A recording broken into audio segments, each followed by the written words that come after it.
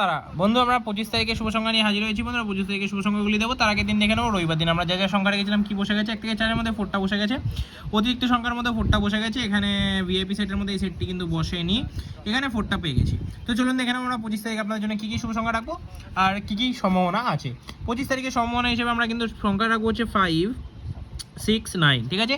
এই তিনটে শুভ সংখ্যা রাখবো হচ্ছে 5 রাখবো হচ্ছে 4, 5, 6, 6 রাখবো হচ্ছে 880 এবং 6 রাখবো 880 এবং 9-এর জন্য ব্যবহার করবো 135, ঠিক আছে। দুটো সংখ্যার মধ্যে রাখবো হচ্ছে 9 এবং 5, দুই সংখ্যার মধ্যে 9-এর জন্য ব্যবহার করবো হচ্ছে 5, 6, 8, 5, 6, 8-এর সাথে ব্যবহার করবো 5-এর জন্য 4, 5, 6।